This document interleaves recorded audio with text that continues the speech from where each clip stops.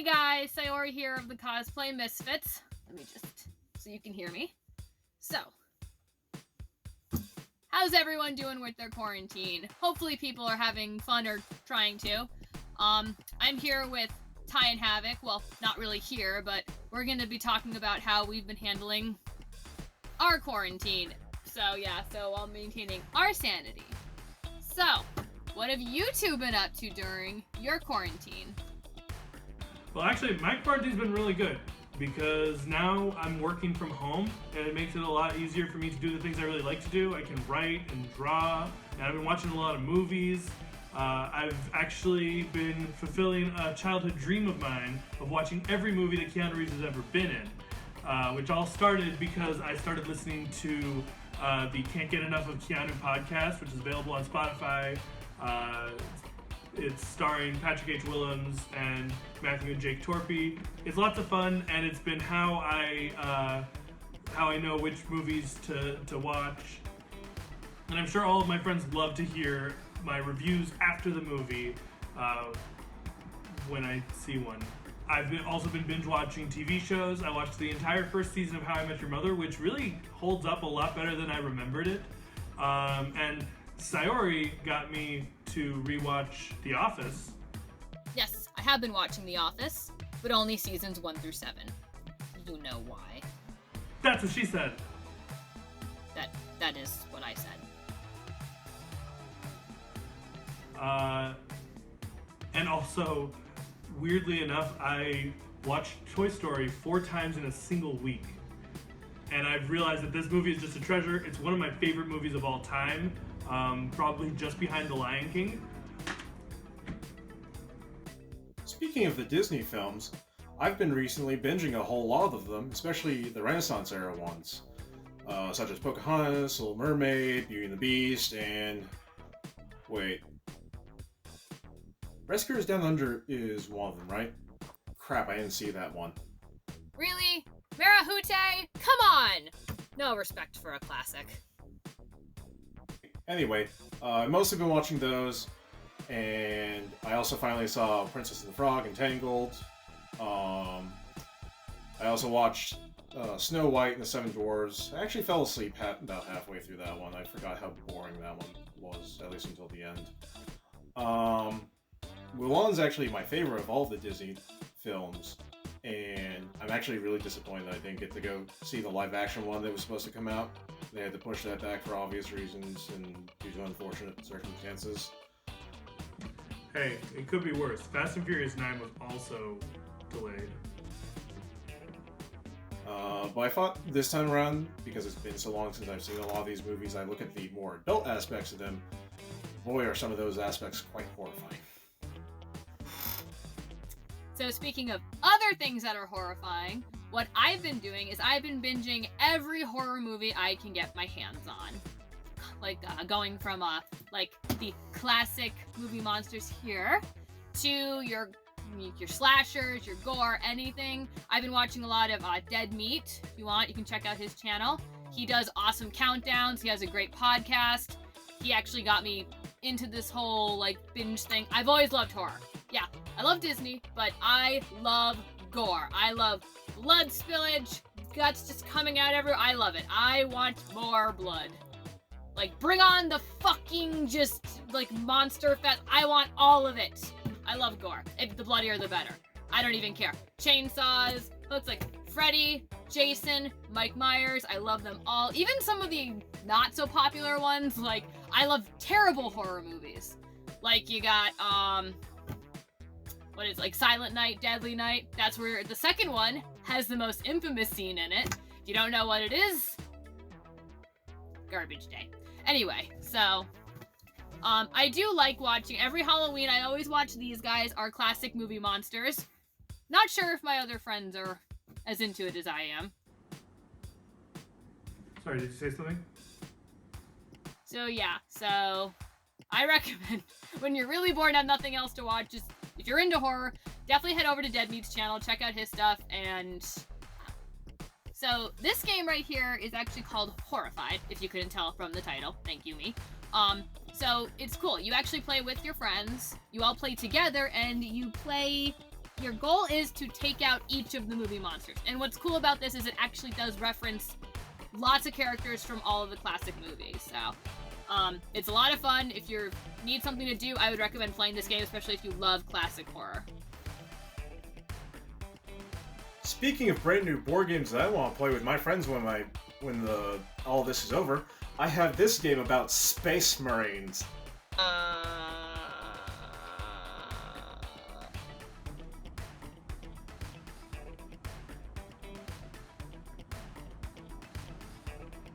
Anyway, I started playing this game by myself because you can actually play this one solo.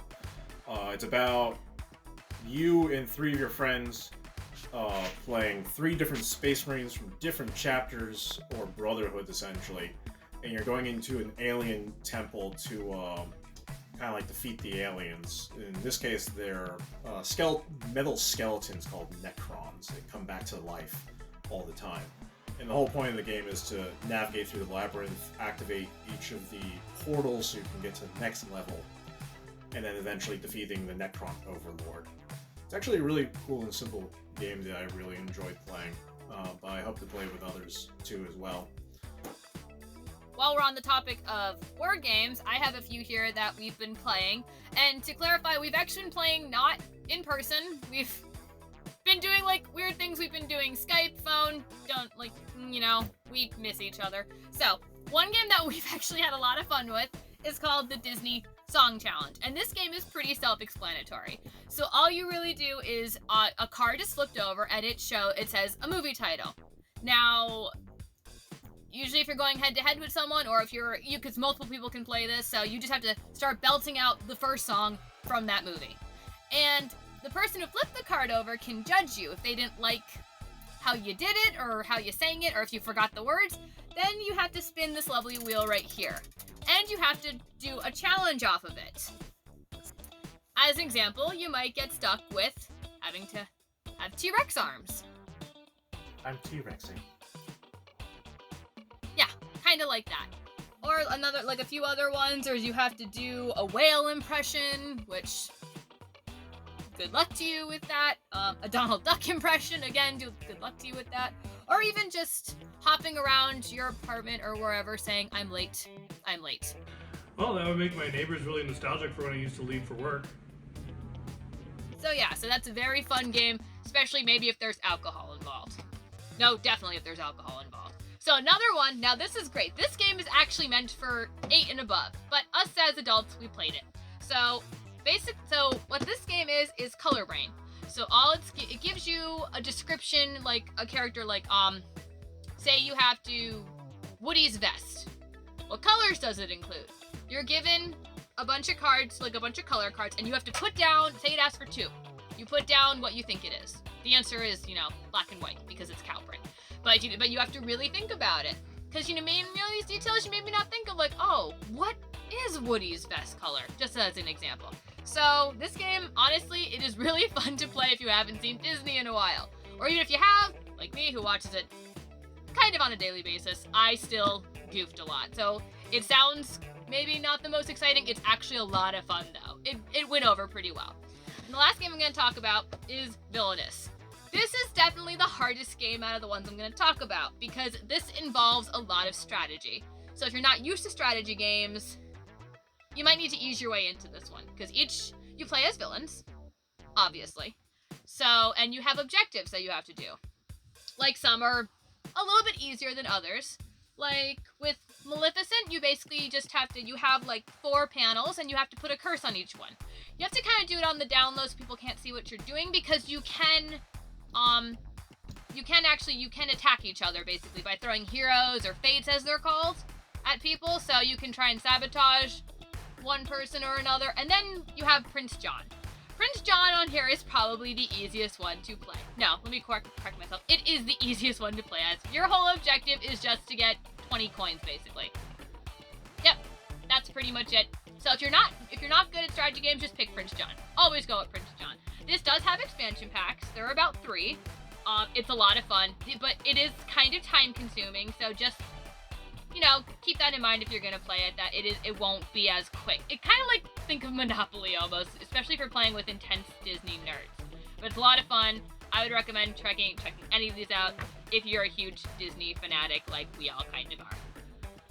And if that wasn't enough Disney, we actually kind of came up with our own Disney-themed game. If you've ever heard of the headband game, where you write down something on a piece of paper or on a card or something, and then put it on your forehead, and you have to, somebody else writes it down, and then you have to guess what's on your own forehead. We did that specifically with Disney characters. Yeah, even I haven't figured out what mine is. My cat keeps running away from me, though. Then we started to branch out. We started doing characters from other things. Like we did a bunch from Rankin Bass Christmas movies, like, Santa Claus is Coming to Town and Rudolph the Red-Nosed Reindeer. Why am I such a misfit? I am not just a nitwit. I am a deer of a reindeer. Why don't I fit in? And then we started to get kind of weird with it. We were up until like 5 in the morning trying to get to guess countries from each other. So that got really weird, but it was a lot of fun, and I highly recommend it. We learned a lot about history in different Asian cultures, so that was pretty cool. Another board game that we have is the Blockbuster game, which is a lot of fun. Basically, you have 2 teams. I think you can probably play with more teams. No, you can only play with 2 teams. Where you have a bunch of cards with different movies that you have to get the other person to guess. And you either act it out, or you do it with one word, or you use a quote. And that was a lot of fun. We were all pretty good at that.